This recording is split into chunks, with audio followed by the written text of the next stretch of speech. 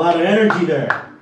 I will try my best to have that same energy. All right, so the language today. I thought my core value was very fitting for my position tonight, right? Be a man of your words. I am talking about your words now. Okay. Rescue the food. These are some great uses of the language tonight. I thought that was pretty funny, but nobody laughed. You rescue food. Instead of saying you want to save food, you want to prevent it from being thrown out, you rescue it. So next time, James, if you're eating, you want to eat somebody else's food, say, hey, can I rescue your food? That's a good way to use it.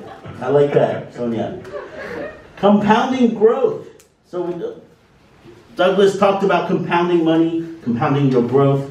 Compounding could also be used negatively, just so you guys know, compounding your problems. So anything that is stacked and it makes it worse or better, it can be used both ways, okay? The other one was bribe. You mentioned bribe. I think that's a word that's quite powerful, and she kind of surprised us in her story with the word bribe. And bribe is, a lot of people don't really know how to say it. They'll say like they want money or something like that. So bribing is basically doing it in a bad way, wanting money. Repeating to add emphasis. So Eric did that, I think, when he said core value in Chinese. How do you say that in Chinese again? Hexing, right?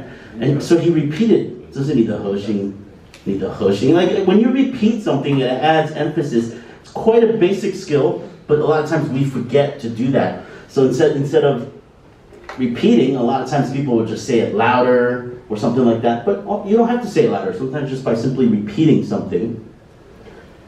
Jalen said peppering something with bits of information. Peppering. So usually we pepper our food. And in this case, she peppered information. So using it as like a food. That would have been very good for Sonia, right? Some of the things we can improve. Food goes bad. It goes bad, not gets bad. Okay? If it gets bad, that means your food is probably going to try to eat you. Ugly food.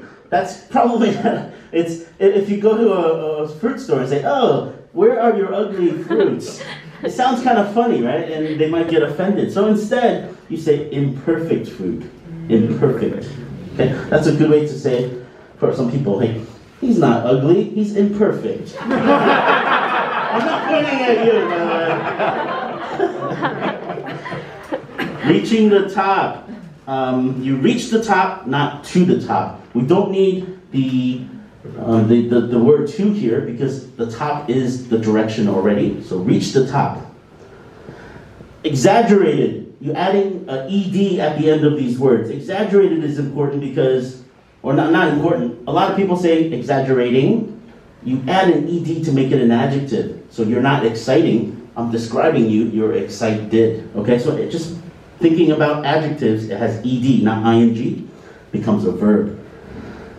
These are three things that a lot of people can't say in Taiwan. They say it in weird ways, and I just want to share how people say it overseas, in the US. The first one is the app Zoom, right? That's for meetings. The M sound, you got to make sure your lips are together, so you get a sound, like a M. Zoom, not Zoom. Zoom. Okay. And then also YouTube, right? YouTube. A lot of people in Taiwan say YouTube. I don't know where that E comes from, but it's there. I'm like, what is that? The first time I came to Taiwan, I said, what is a YouTube? You don't know YouTube? Where have you been? And then also Skype. Skype, the chat one. It should be Skype, not Skypey. Okay? Now, I think one of the most powerful things about this particular club is, I thought you forgot. Oh, you got it. Is the power of introductions. And as you saw, from the beginning of our meeting till now, we have introductions that our TME Lester had given with the introduction of Toastmasters, talking about Dr. Smedley. So when you give good intros, it elevates and it educates. It gives people a good background, okay? We have the intro from Lester. We have intros of different jobs that we had today, our counter, timer. We have intros to every speaker. It really educates us about them. It elevates them. Look at the introduction that Paul gave me just now. That was great. I feel elevated. Woo!